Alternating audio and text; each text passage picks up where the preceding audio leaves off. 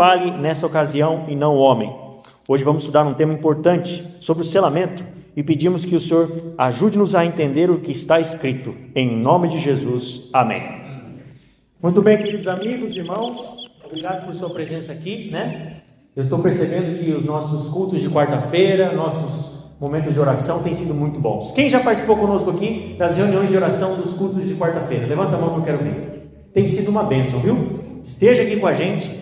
O formato mudou para melhor. E eu tenho certeza que você participar conosco, você vai ficar muito animado e ficar ansioso para o próximo momento de reunião de oração de quarta-feira, tá? Tem sido momentos mais de oração e de testemunhos. Tem sido uma bênção. Esteja aqui com a gente, se você tiver condições. Aos domingos também, nós iniciamos aí essa nova série, com o título principal, que é Eventos Finais, como você pode ver na tela. E esse título de Eventos Finais, ele vai ter vários temas. E nós estamos no segundo tema. Vamos fazer uma breve revisão do que nós estudamos no tema passado. No tema passado nós estudamos sobre juízo. Depois, se você quiser, eu posso te enviar também. Nós fizemos ali como se fosse um podcast, coloquei no meu canal, do Sermão Pregado. Postei até no grupo da igreja, de São Joaquim. Se você quiser, você pode ouvir melhor. Mas resumindo, Deus ele tem chamado o seu povo para se preparar para o dia de juízo. O juízo não é algo que nos traz medo. O juízo é algo que nos traz alegria. Porque toda tristeza, dor, injustiça que você e eu passamos, queridos, será resolvida. Um dia tudo isso será resolvido. E nós não precisaremos mais ficar preocupados se as pessoas que fazem isso ou aquilo, e toda a dificuldade que o ser humano passa, não mais vai existir. Mas esse juízo está sendo anunciado. Vimos ali quando começou esse período, de 1844 para cá. E ele vai até o fechamento da porta da graça, onde você vai estar sendo salvo ou perdido, sendo classificado por Deus. Por isso o juízo também vai servir para que os santos, no período do milênio, tenham a oportunidade de averiguar tudo aquilo que Deus constatou, se a pessoa está salva ou está perdida. Mas por quê? Você vai lá averiguar nos livros que nós vimos quais eram esses livros. Então, esse tema nos chama para o outro tema. E o tema de hoje é esse que está na tela que você está vendo aí, cujo título principal é o selamento final. Quando fala a respeito de selamento, queridos, você talvez fique pensando, o que é isso? Mas eu quero já dizer para você que o selamento tem que ver com a preparação do povo de Deus para os últimos eventos da história dessa terra. É isso mesmo. Você deve estar percebendo que o mundo está caminhando para algum tipo de situação, algo que todo mundo percebe, mesmo sendo cristão ou não, ateus, o povo, nós percebemos que algo está acontecendo nesse mundo. E o selo é um sinal que você estará sendo pertencente a Deus ou não. Em contraste com a marca da besta, Deus sela seus filhos. Os que recebem a marca da besta serão identificados com aqueles que rejeitam a mensagem de Deus, que rejeitam a sua pessoa, que rejeitam esse relacionamento de Deus verdadeiro. Em suma, o selamento vai ocorrer, queridos, antes do fechamento da porta da graça. O que é o fechamento da porta da graça? O fechamento da porta da graça, nós vamos ver aqui os detalhes. Ele é o fechamento da oportunidade, se você está salvo ou se você está perdido. Não tem mais como se decidir. Se você está perdido, está perdido. Se você está salvo, está salvo. Esse é o fechamento da porta da graça. Esse termo ele é tirado ali de Mateus capítulo 25, onde ali você tem um contexto em que Jesus conta a parábola das 10 virgens, e ele diz que ali a porta se fechou. Então essa ideia de se fechar a porta seria o mesmo que dizer: encerrou-se a oportunidade para a salvação. Ok? Esse seria o fechamento da porta da graça. Bom, então nós vamos ver que o selamento ele vai servir como uma proteção espiritual para o remanescente fiel. Quantos de vocês aqui querem estar selados em nome de Jesus? Oh, glória a Deus, eu também quero. Mas então vamos estudar melhor sobre isso, E é sobre esse tema que nós vamos desenvolver aqui nesse momento. Bom, abra sua Bíblia aí em Apocalipse, capítulo 7, verso 1. Você pode acompanhar também na tela, se você quiser, ou se você quiser, você pode acompanhar o texto bíblico na sua Bíblia mesmo, não tem problema. Mas ambos são a mesma coisa. E para fim de podermos avançar com mais rapidez, eu vou estar usando a tela mesmo, tá? Alguns textos nós vamos ver na Bíblia, outros nós vamos ver na tela. Inclusive nós temos alguns amigos que foram desafiados a estar lendo para nós os textos. O nosso querido ancião irmão Isaac estará nos ajudando, entregando o microfone na sua boca para que você leia esses textos para nós. Mas vamos avançar? Diz o texto assim: e depois disso vi 4 anjos em pé nos 4 cantos da terra, conservando seguros os 4 ventos da terra, para que nenhum vento soprasse sobre a terra, nem sobre o mar, nem sobre árvore alguma. Queridos, os 4 anjos aqui, que são citados nesse verso, eles na verdade representam agentes de Deus, que estão retendo os ventos. Aí a pergunta fica o que é vento? Vento em profecia tem o significado, o símbolo de guerras, de conflitos, de destruição. E o tempo da graça ainda está aberto, nós sabemos isso, graças a Deus, tanto é que você está aqui, nós temos visto pessoas se entregarem a Jesus, mas o mal, ele ainda está sendo contido. Nós ainda não vemos a desgraça toda acontecendo, porque o Senhor está retendo os conflitos, a destruição, até que os seus filhos sejam selados. É por isso que ainda não aconteceu toda a desgraça que tem que acontecer, conforme está escrito na profecia. Porque Deus tem pessoas para serem seladas, amém? Então, é muito importante nós entendermos que não podemos correr o risco de ficar enrolando e postergando as nossas decisões. Porque se a gente morre agora, por exemplo, acabou. Ou eu morri salvo ou morri perdido. E nós não sabemos o que vai acontecer amanhã. Por isso é importante nós tomarmos a decisão hoje. Esse texto aqui, queridos, nos mostra inclusive a paciência, a misericórdia de Deus em um mundo que está caminhando para a destruição, para a insegurança, para a maldade. Deus segura os ventos até que os seus filhos tenham tomado a decisão final. Isso é maravilhoso. Nós vivemos em um mundo, queridos, que está instável. Porém, a profecia garante, nada vai acontecer até que o Senhor tenha permitido. Ainda há tempo para nós nos decidirmos para Cristo. Mas esse tempo não é um tempo eterno. Ele é um tempo limitado. Bom, vamos adiantar aqui. Vamos dar uma olhada. Como eu disse para vocês que ventos significam guerras. E aqui tem um exemplo de um texto que fala sobre isso, mostrando para você que exatamente essa ideia que nós temos na Bíblia. Veja, no Antigo Testamento temos Jeremias, capítulo 4, versos 11 ao 13, que diz o seguinte, abre aspas, naquele tempo se dirá a este povo e a Jerusalém. Alguém traz um bocadinho d'água para mim, por gentileza. Vento abrasador dos altos desnudos doeram a sua diretamente, ó, a filha do meu povo. Veja, vento abrasador. Não para pelejar, nem para limpar. Vento mais forte do que esse irá ainda da minha parte. Que tipo de vento? Veja, o vento anterior trouxe abrasamento, né? Trouxe peleja. Aí diz, vento mais forte do que esse irá ainda da minha parte. E então também eu pronunciarei a sentença contra eles. Eis que sobe o destruidor como nuvens, sobe o destruidor como nuvens. Os seus carros como tempestade, e os seus cavalos são mais ligeiros do que as águias. Ai de nós, estamos arruinados. Conseguiu ver a conexão da palavra vento com destruição? Todos enxergaram isso? Então, dentro do contexto, você vai perceber isso, tá? Então, a Bíblia vai descrever ventos abrasadores, destruição. Isso, na verdade, é uma forma simbólica de demonstrar uma ilustração de juízo, na verdade, da parte de Deus. Um juízo iminente para aqueles que são infiéis. Obrigado, irmão Tainá. Para aqueles que são infiéis. Então, aqui nós vemos esses ventos simbolizando exatamente a destruição. Então, essa profecia que foi dada lá no capítulo 4 do livro de Jeremias, fala a respeito de que o mal estaria se intensificando naquele contexto do povo de Israel. Mas a salvação estaria sendo garantida para aqueles que seriam selados. E algo parecido vai acontecer também em nossos dias. Por enquanto, da mesma maneira, o mal ainda não se intensificou, mas vai se intensificar, até que Deus solte, até que os anjos do Senhor soltem os ventos, a guerra, a destruição, etc. Mas antes tem que ocorrer exatamente o selamento. Tá? Vamos agora então dar uma olhadinha em Apocalipse capítulo 7, versos 2 e 3. Diz assim: vi outro anjo que subia do nascente do sol, tendo o selo do Deus vivo, e clamou em grande voz aos 4 anjos, aqueles aos quais foi dado a fazer dano à terra e ao mar, dizendo: não danifiqueis nem a terra, nem o mar, nem as árvores, até que selarmos na fronte os céus do nosso Deus. Veja que interessante, há um pronunciamento aqui, antes dos ventos serem soltos, percebeu? Deus manda marcar os seus. E é interessante aqui que o selo é posto na onde? Diz o texto, na fronte, né? Símbolo da mente, símbolo de raciocínio, representando uma decisão consciente, representando fidelidade, para com Deus.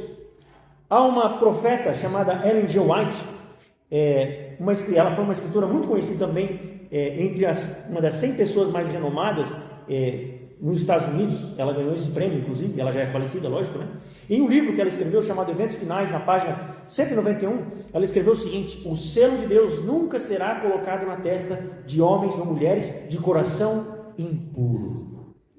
Então, queridos, o selo não é visível, não é algo que você vai olhar para a testa do Tiago e falar assim: o gol está selado, hein? Não é isso, é algo que está dentro, é espiritual.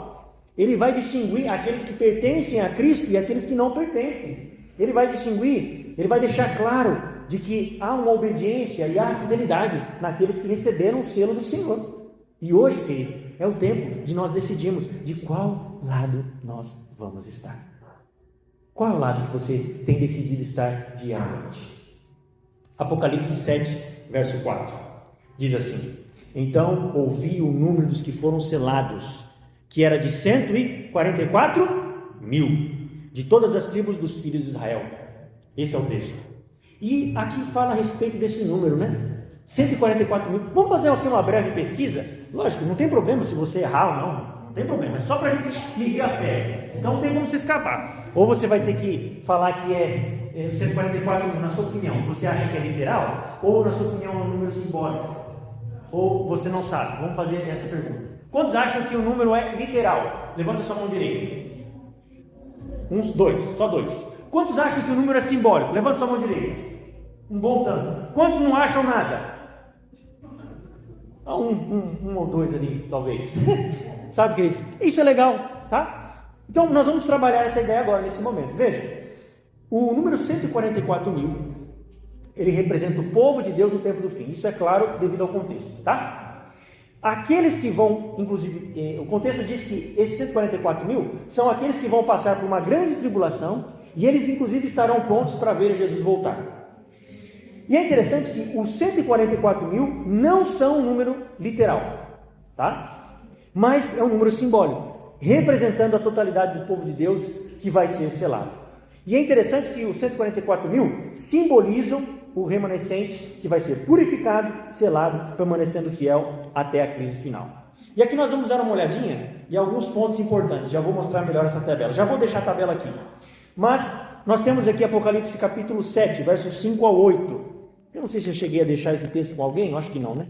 Mas vamos ler aqui. Você pode acompanhar comigo. Eu te dou o tempo aí para você abrir a Bíblia. Apocalipse capítulo 7, o último livro do Novo Testamento, né? É uma carta, Apocalipse capítulo 7, versos 5 a 8. Diz assim: da tribo de Judá foram selados 12 mil, da tribo de Ruben, 12 mil, da tribo de Gade, 12 mil, da tribo de Aser, 12 mil, da tribo de Naftali, 12 mil, da tribo de Manassés, 12 mil, da tribo de Simeão, 12 mil, da tribo de Levi, 12 mil, da tribo de Isacar, 12 mil, da tribo de Zebulon, 12 mil, da tribo de José, 12 mil, da tribo de Benjamim foram selados 12 mil. E aqui diz o texto, ou seja, 12 mil de cada uma dessas tribos aqui que você acabou de ver aqui representadas ali. Veja, pergunto, essas tribos existem, irmãos? Sim ou não? Não existem mais. Temos um restolho dos judeus, né? Da tribo de Judá. Muitos deles, né? Existem os descendentes dos judeus. Mas a maioria dessas daqui praticamente já não existem mais, né? Então veja, se o número é literal, como é que esses daqui estarão lá se já se foram? Aí já fica um ponto de interrogação. Outra coisa interessante também, a visão, perceba que a visão representa quantos mil de cada tribo? 12 mil, certo? Se você pegar essas 12 tribos, que são conhecidas como as tribos de Israel, somando elas, você vai ter 144 mil, é o número que vai dar. Se você somar esses números aqui, vai dar 12 mil, vai dar 144 mil. Então você vai perceber que é uma lista simbólica. Os judeus, a língua hebraica, a maneira como a Bíblia foi escrita, ela traz muitos simbolismos. E dentro desse simbolismo, a gente vê uma questão do número na sua totalidade. Inclusive, algumas tribos, tá? Não aparecem aqui. Quando você compara a lista com o Antigo Testamento, das tribos ali descendentes de Jacó, você não vai ter, por exemplo, Dan e Efraim. Não aparecem aqui na lista. Outras entram no lugar, no caso, a tribo de Levi e a tribo de José. Tá? Então, há divergência nas listas. Se a gente vai considerar que o número é literal, então qual das listas é que vai entrar? A que está lá no Antigo Testamento ou essa lista aqui de Apocalipse? E agora? Entende? Outro detalhe, se nós considerarmos também o fato de que aparece um cordeiro no monte, então Jesus vai vir com um formato de cordeiro, literalmente. Perceba que a linguagem não nos permite interpretar como algo 100% literal. Existe uma analogia simbólica que quer trazer aqui uma alusão importante para nós. Então, é por isso que nós entendemos que não se trata de um Israel literal, ok? Mas de um Israel espiritual, composto por todos aqueles que pertencem a Cristo, segundo o que o apóstolo Paulo fala lá em Gálatas, capítulo 3, verso 29, certo? Então, esse número indica que o selo não é restrito aos judeus, aos descendentes de Abraão, mas todos os que são fiéis povo do Senhor. O número 12, então, é um símbolo de perfeição aqui. Ele traz essa alusão de organização, 12 tribos, 12 apóstolos. Se você multiplica 12 por 12 vezes 100, você vai estar expressando a totalidade da completude. Deu para entender? Tranquilo? Vamos avançando. Inclusive, a Ellen G. White escreveu sobre isso no livro Mensagens Escolhidas, volume 1, página 72, abre aspas, o número dos 144.000 simboliza a perfeição do caráter de Cristo, refletido em seu povo no tempo do fim. Então, até mesmo o profeta fala e assume de que é um número simbólico e não literal. A pergunta é, quem são os 144.000? Eis uma pergunta importante a ser respondida. Queridos, primeiro, nós vimos ali que eles representam os fiéis que viverão durante o tempo de angústia, sem mediador. Por que sem mediador? Porque em algum momento Jesus não vai mais continuar no santuário celestial mediando, intercedendo por essas pessoas. Por quê? Em algum momento, quem está salvo, quem está perdido está perdido. Então não tem mais mediador, porque se tivesse mediador, aqueles que estão perdidos teriam condições de serem convertidos novamente, Também são aqueles que estarão protegidos do clímax terrível da história humana e vão ver Jesus voltar sem passar pela morte. Amém? Eu acho que todos nós gostaríamos de passar por essa circunstância. Ou não, porque a coisa vai ser brava. Mas Deus sabe o que é a situação de cada um. O importante é que nós estejamos lá na volta de Jesus. Seja morto ou vivo, mas que seja em Cristo. Amém? Não importa. Eles são descritos também como irrepreensíveis. E um texto que fala sobre isso é Apocalipse 14, verso 5. Alguém pegou um texto de Apocalipse 14, verso 5? Pode ler para nós, por gentileza?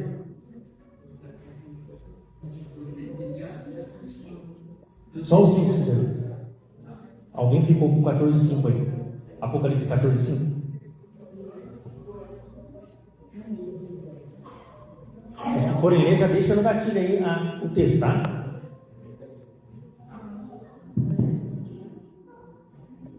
E não se achou mentira na sua boca, não tem mácula. É isso aí. Esse é o texto?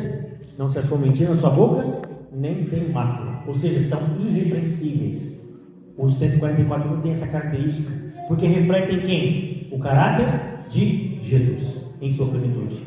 Então, queridos, esse grupo é o remanescente fiel, chamado para permanecer firme quando os ventos, ou seja, as guerras, os conflitos, forem soltos.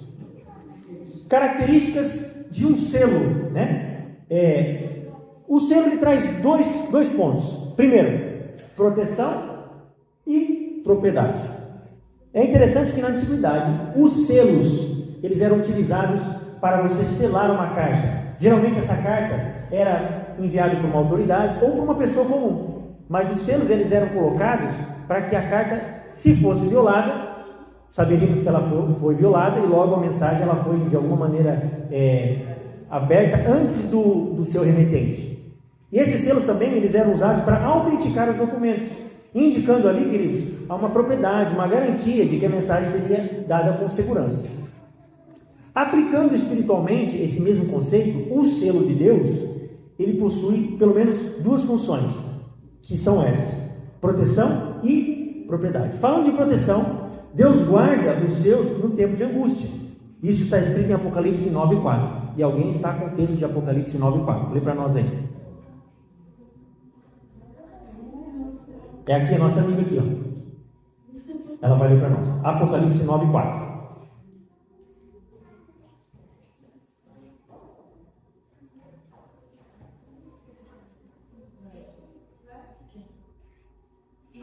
Nisso é dito que não casasse na época tenha qualquer coisa limitado e alguma.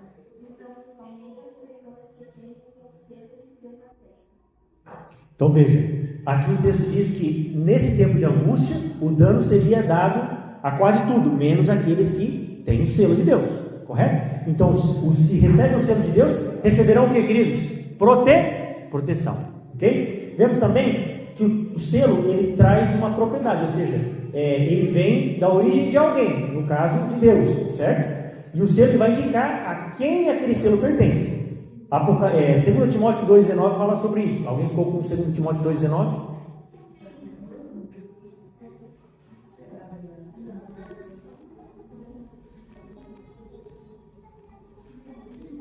Entretanto, o firme fundamento de Deus pertence em este selo. O Senhor conhece os que lhe pertencem. E mais, aparte-se da justiça todo aquele que professa o nome do Senhor. Obrigado, Douglas. Então veja, Deus tem aqueles que o selo lhe pertence. Então há uma propriedade. O selo indica que nós pertencemos a quem? A Deus. Se você recebe o selo, então você é propriedade de Deus. Na escatologia, eu acho que vou usar essa microfone aqui. Eles estão sem bateria. Esse aqui está certo, tá bom? Ok. Vou deixar esse aqui, ó. Quem sabe já pode deixar carregando aí. Deixa eu trazer mais para cá o.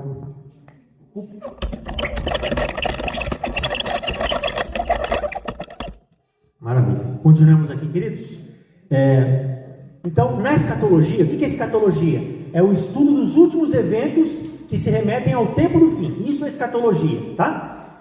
O sinal, ele é visível e ele traz a fidelidade de Deus em contraste com a marca da besta.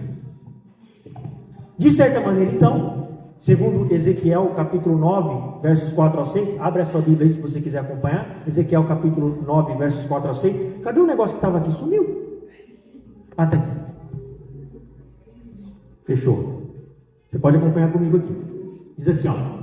Ele disse: passa pelo meio da cidade, pelo meio de Jerusalém, e marca com um sinal a testa dos homens que suspiram e gemem por causa de todas as abominações que cometeram no meio dela. Nesse texto, nós vemos algumas coisas interessantes. Primeiro, essa profecia do contexto de Ezequiel é um paralelo direto à questão do selamento de Deus em Apocalipse, ali capítulo 7. O sinal na testa vai estar representando a separação dos fiéis, né, e que se entristecem com o pecado, mas também que permanecem firmes com Deus, ou seja, as leis de Deus. O selamento, ele é espiritual, como nós falamos anteriormente. Ele é interno. Então ele começa do coração. E ao mesmo tempo que começa do coração, ele vai então se manifestar na mente ou na testa, como uma decisão consciente da pessoa. Então essa é a linguagem que a Bíblia está usando, para que você entenda melhor o que nós estamos dizendo aqui. Aqueles que então toleram ou participam das abominações, do pecado que o mundo estará vivenciando, não vão ser selados. Não vão ser. E o selo é dado a quem sofre pelo pecado e busca viver em santidade. Algo importante para nós entendermos aqui, continuando a leitura. Aos outros disse: ouvindo eu, passai pela cidade após ele, e sem que os vossos olhos poupem, e sem que vos compadeçais. Matai a velhos, a moços e a virgens, a crianças e mulheres, até exterminá-los. Mas a todo homem que tiver o sinal, não vos chegueis. Começai pelo meu santuário. Então, recomeçando a ideia, né? Essa ideia, ela vai estar representando justamente algo muito importante que nós temos que compreender nesse momento. Antes, o selo de Deus possui duas funções principais, como eu tinha dito anteriormente: proteção. Então, no tempo do fim, quando os juízos de Deus caírem sobre a terra, a exemplo desse texto aqui de Ezequiel capítulo 9, verso 5 e 6, apenas os que tiverem o selo de Deus vão estar protegidos espiritualmente. Amém? Então esse é o nosso esforço, de recebermos o selo de Deus. Inclusive, um texto que traz alusão a isso, nós acabamos de ler, né, anteriormente, é Apocalipse 9, verso 4. Com relação à questão da propriedade, que nós vimos que o selo ele traz essas duas características, né, proteção e propriedade, o selo indica que a quem nós pertencemos. Nós já vimos, quem é que nós pertencemos? A Deus. Paulo diz, lá em 2 Timóteo 2,19, que já foi lido anteriormente também, pelo Douglas, que o Senhor conhece os que são seus. A Bíblia fala isso. Então, o selo vai estar dando uma autenticidade. O selo vai estar fazendo com que a pessoa saiba de que ela pertence a Deus em meio a uma confusão espiritual nesses últimos dias. Então, é assim que Deus estará selando os seus filhos. Apocalipse, capítulo... Parece que voltou aqui, né? Apocalipse capítulo 14, verso 1, diz: Olhei, e eis o Cordeiro em pé sobre o monte Sião, e com ele 144.000, tendo na fronte escrito o seu nome e o nome do seu pai. Então, não vai ser algo assim, né? Como está essa ilustração aqui. Vai ser algo, como que nós vimos anteriormente, interno, que tem que ver com uma obediência, que tem que ver com você se entregar, que tem que ver com você já estar ali com Deus completamente rendido a Ele. Bom, agora algo interessante entra aqui dentro desse contexto. Aqui os 144.000 aparecem novamente, nesse capítulo aqui, capítulo 14, nós tínhamos visto no capítulo 7. Também eles aparecem agora também no capítulo 14. Mas com um detalhe interessante, aqui eles têm na fronte o nome de Deus. Isso confirma, amados, que o selo ele está ligado à testa, ou seja, à mente, a decisão consciente de servir a Deus. E o nome, inclusive, na fronte significa caráter. O selo que Deus imprime na testa tem que ver com o caráter não do ser humano em si, mas o caráter de Cristo, o justo, o que fará com que nós tenhamos a oportunidade de ter a salvação. Então Cristo nos prepara para resistir às pressões que vamos passar nos últimos momentos da história final, para que nós não recebamos a marca da besta. Então o verdadeiro, queridos, o verdadeiro selamento não é apenas uma formalidade, não é um ritual, mas uma transformação de caráter. E você sabe que o caráter, ele leva tempo para ser trabalhado, é uma vida toda. A pergunta essencial que fica aqui para mim e para você hoje, querido amigo e irmão que está aqui comigo hoje, e você que está nos ouvindo aí através do YouTube: Cristo tem moldado o meu caráter para que eu reflita o meu nome na vida eterna com Ele? Você tem permitido, eu estou permitindo que o meu caráter seja o caráter de Jesus? Que o caráter dele seja refletido em mim? É algo que nós temos que parar e pensar. Qual que é o selo de Deus? Estamos já indo para o final. A questão central é a questão do selamento. O selo identifica o povo de Deus no tempo do fim? Uma pergunta que a gente tem que fazer. A Bíblia indica de que esse selo está relacionado à lei de Deus. E especialmente a questão do mandamento do sábado. E eu vou mostrar isso para vocês na Bíblia. Na antiguidade, os selos traziam 3 elementos, que são os seguintes. Primeiro, o nome do governante.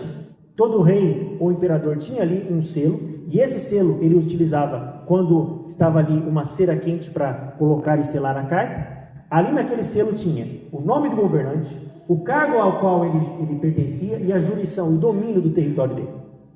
E é interessante que no Decálogo, ou seja, nos 10 mandamentos, nós temos o 4º mandamento, que é o mandamento que fala sobre o sábado, que contém essas 3 características, meus queridos. Você sabia disso? O nome, o Senhor. O cargo, Ele é o Criador. E a jurisdição, céu e terra, mar e tudo que neles há.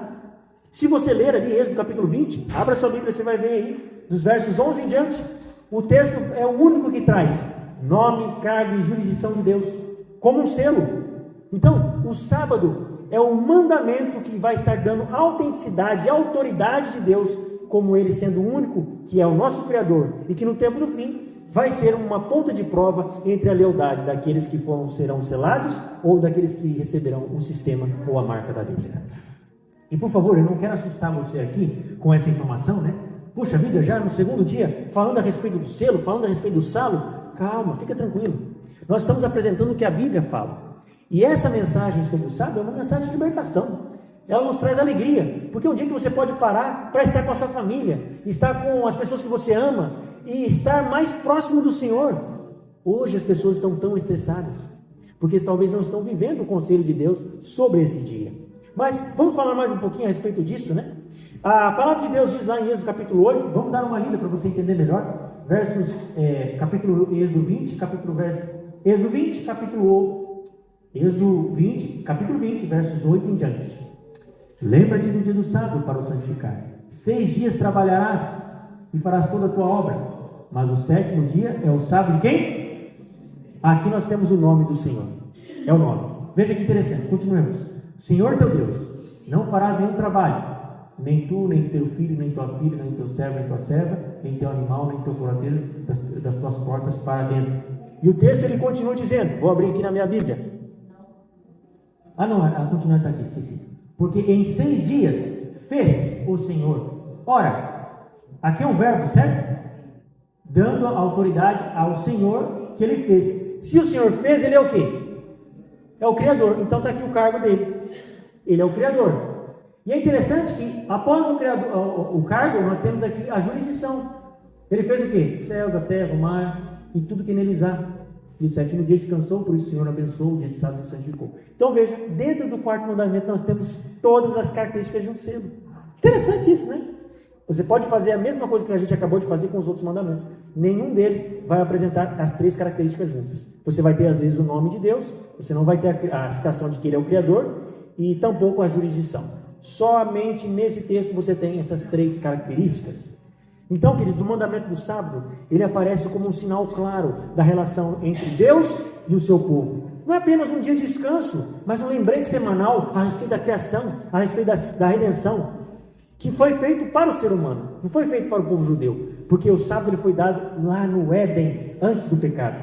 O sábado, então, é o selo de Deus, pois contém os elementos do seu selo, a sua autoridade e porque foi instruído como sinal perpétuo para mim e para você.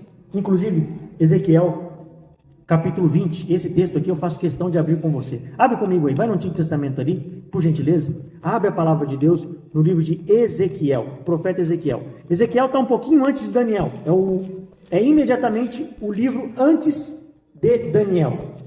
Veja o verso 20, esse não está na tela, tá?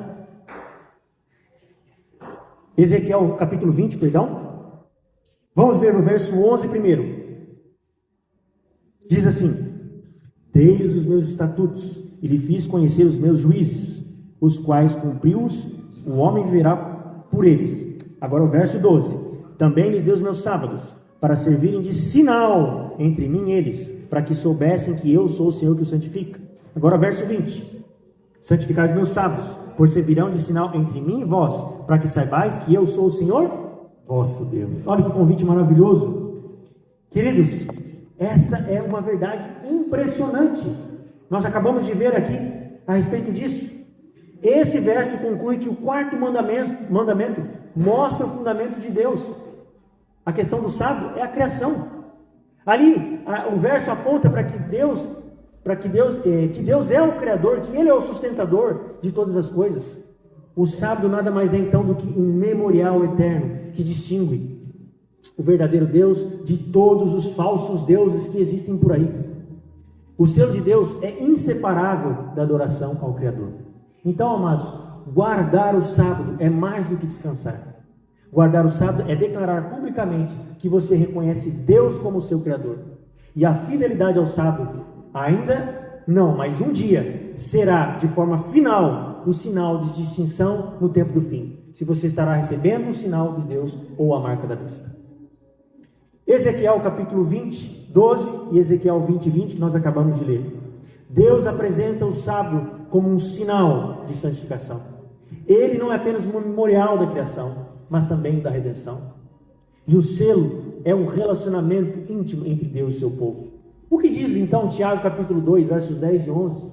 O profeta diz assim: pois qualquer que guarda toda a lei, mas tropeça num ponto só, se torna culpado de todos. Porquanto aquele que disse, não adulterarás, também ordenou, não matarás. Ora, se não adulteras, porém matas, vens a ser transgressor da lei?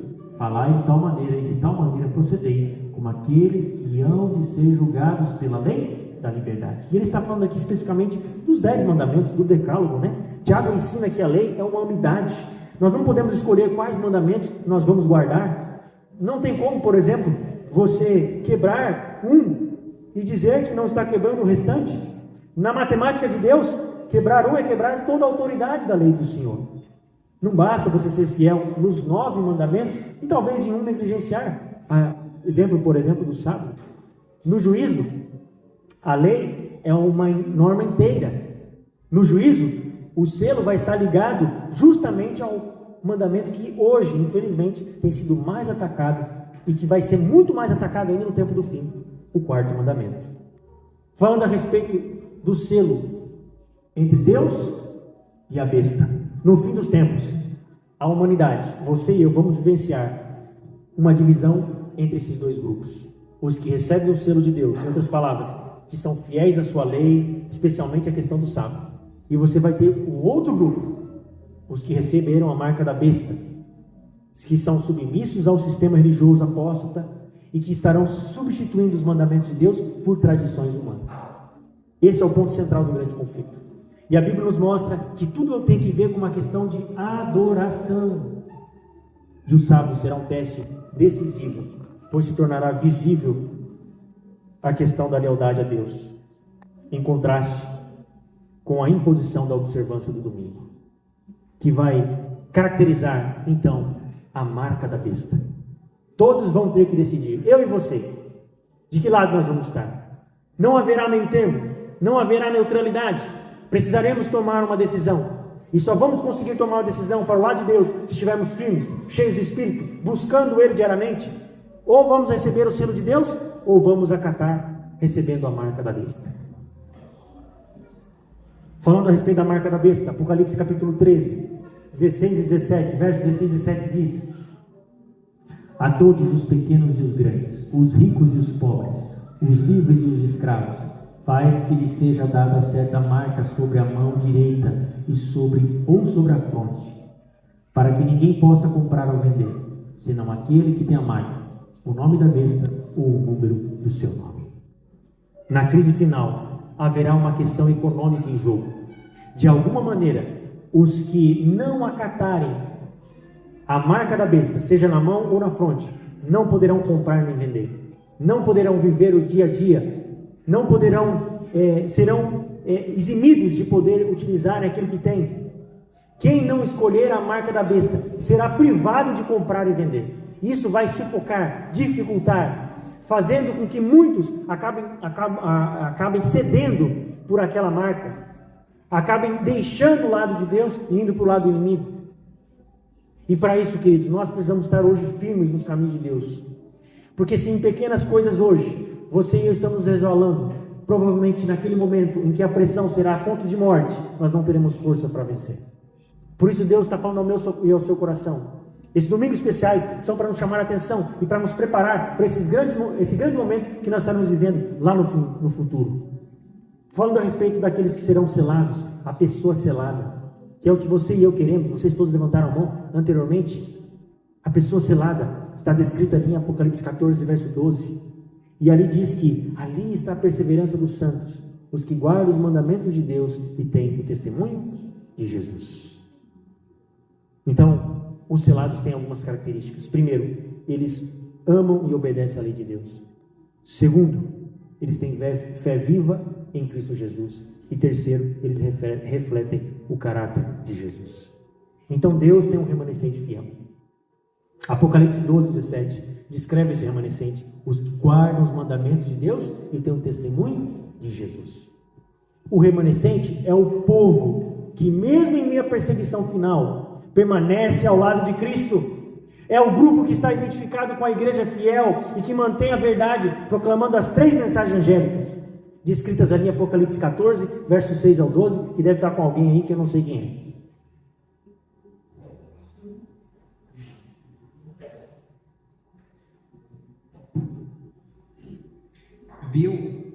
Vi outro anjo voando pelo meio do céu, tendo o Evangelho eterno para pregar aos que se assentam sobre a terra, e a cada nação e a cada tribo, povo e língua, dizendo em grande voz: temei a Deus e dai-lhe glória, pois é chegada a hora do seu juízo, e adorai aquele que fez o céu, a terra e o mar, e a fonte das águas. Obrigado, Cirtelano.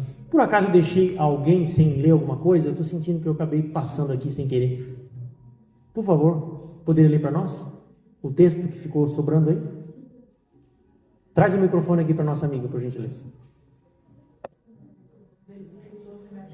Eu me equivoquei aqui nas anotações, por isso que passou.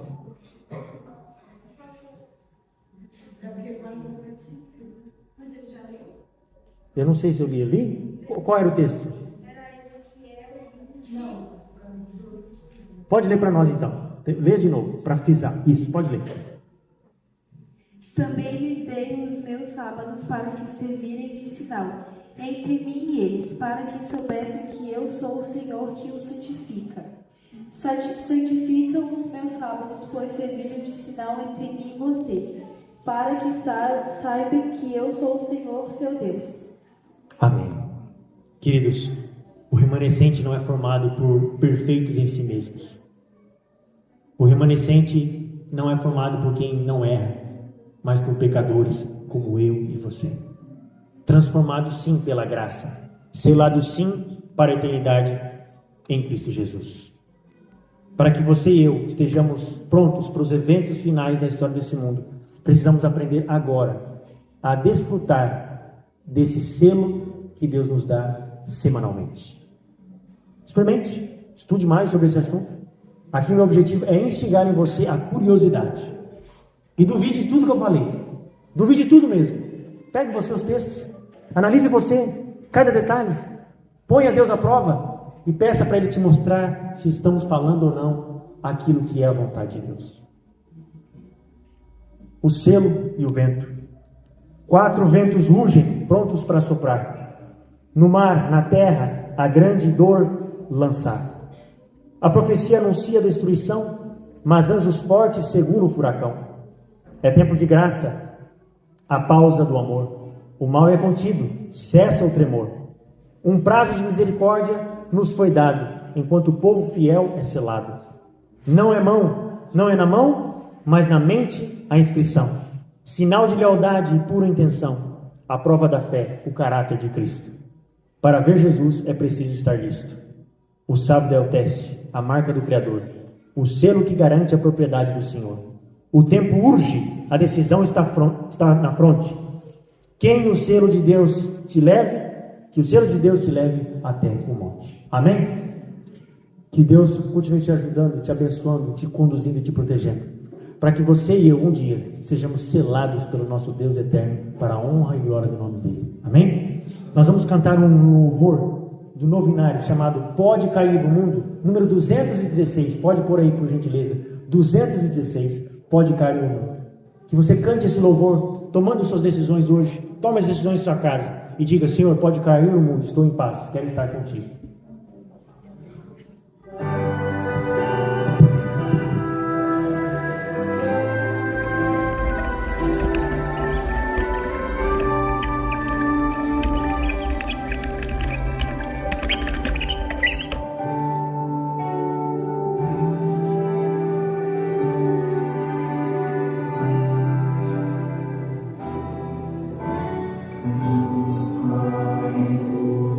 Jesus.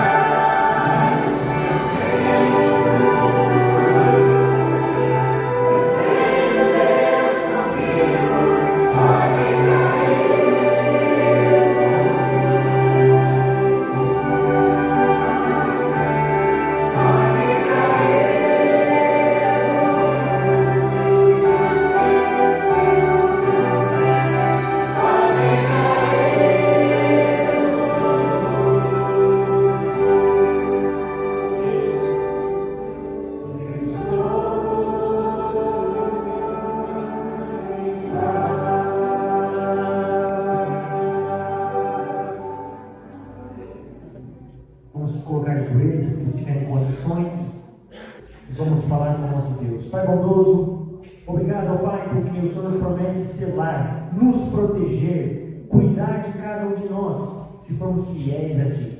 Pai, não é só o quarto mandamento que nós precisamos observar, nós precisamos observar os 10. Porém, nós somos tão falhos, pecadores. Às vezes a gente não tem fé que o Senhor vai prover o que nós precisamos. Porque aquilo que o Senhor nos pede geralmente vai contra tudo aquilo que a gente conhece, tudo aquilo que a gente aprendeu. Mas a Tua palavra nos revela a verdade. Nosso desafio é sermos tocados pelo Espírito Santo para vivermos a essência daquilo que o Senhor nos chama para fazer. Cuide de nós. E que nós venhamos cada vez mais estar prontos para receber esse selamento antes da Tua vinda, antes do fechamento da porta grave, a ponto de pregarmos a mensagem, levarmos essa mensagem a outras pessoas também, e não recebermos a marca da besta. Em nome de Jesus que nós pedimos, leve paz aos amigos e irmãos, em Cristo Jesus. Amém. Muito obrigado pela sua presença. Eu não estarei ali para cumprimentá-los, nossos anciãos estarão, né? Vamos estar cumprimentando vocês. E convido vocês a estarem conosco todos os dias 6 da manhã, no grupo do Rural, orando e intercedendo uns pelos outros, em busca do Espírito Santo. Tenham todos uma linda noite e nos vemos em breve, se Deus quiser. Quarta-feira que vem também, 19h15, culto de oração. Nós estaremos aqui agora com alguns jovens fazendo uma reunião breve. Obrigado a todos. Vamos com Deus.